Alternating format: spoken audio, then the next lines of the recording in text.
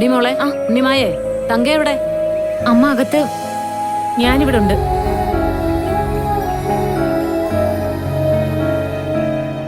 ഗോപാലൻ പോയപ്പം പ്രത്യേകം പറഞ്ഞ് ഏൽപ്പിച്ചതാ, ഇടയ്ക്കിടയ്ക്ക് ഒന്ന് തങ്കയുടെ വിശേഷങ്ങളൊക്കെ അറിയണമെന്ന്. പ്രത്യേകിച്ച് വിശേഷങ്ങളൊന്നുമില്ല. അതെന്താ തങ്കേ അങ്ങനെ മുഖം മുറിച്ചൊരു വർത്താനം? നമ്മൾ തമ്മിൽ അതിന്റെ ഒരു ആവശ്യമുണ്ടോ? വയ്യാത്തോണ്ടായിരിക്കും അല്ലേ? അമ്മയ്ക്ക് തീരെ വയ്യായിരുന്നു. ഗോപാലമാമൻ അവിടെ എത്തിയിട്ട് വിളിച്ചായിരുന്നോ ഗീതേച്ചി? പിന്നെ അവിടെ ചെന്ന് വിമാനത്താവളത്തിൽ ഇറങ്ങിയിട്ട് ആദ്യത്തെ പരിപാടി എന്ന് പറയുന്നത് എന്നെ വിളിക്കല. നിത്യേന രാവിലെ ഒരു തവണ വിളിക്കും, പിന്നെ അവന് നേരം കിട്ടൂലെന്നേ. പറക്കല്ലേ.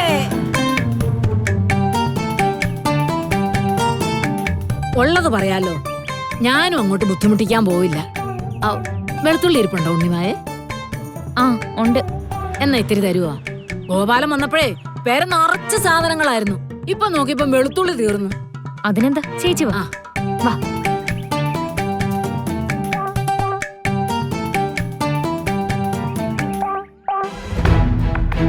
തങ്കച്ചി, ആളിയൻ എന്തോ ഒരു കാര്യം ചോദിച്ചിട്ട് തങ്കച്ചി മറുപടി പറഞ്ഞില്ല എന്ന് പറഞ്ഞു. എന്ത് കാര്യം?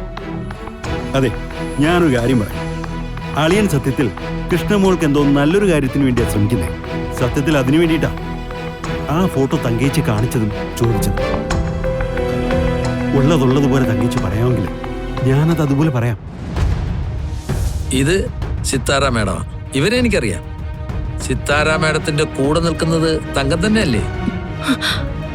ഈ ഫോട്ടോയുടെ രഹസ്യം എന്താണെന്ന് തങ്ക എന്നോട് പറഞ്ഞില്ലെങ്കിൽ ഞാനിത് കൃഷ്ണയെ കാണിക്കും. ആളിയനത് വേണ്ടതുപോലെ ചെയ്തോളൂ. നിനക്ക് നിന്റെ അളിയനും എന്താ? ഞാനും എന്റെ മോള് സമാധാനമായിട്ട് ജീവിക്കുന്നത് പിടിക്കുന്നില്ലേ? അല്ല തങ്കച്ചി, വേറൊന്നും വേണ്ട.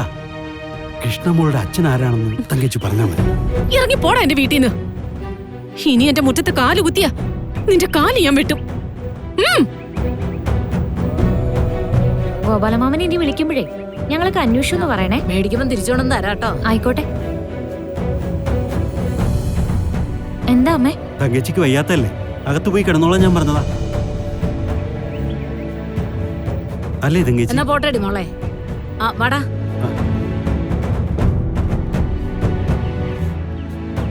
ചുറ്റിനും കഴുകന്മാര്.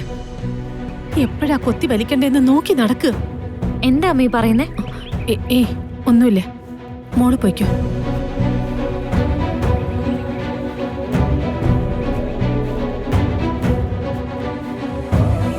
ആരൊക്കെയോ തേടി വരുന്നുണ്ട്. ഈ ചോദ്യങ്ങളിൽ നിന്നൊക്കെ രക്ഷപ്പെട്ടേ പറ്റൂ.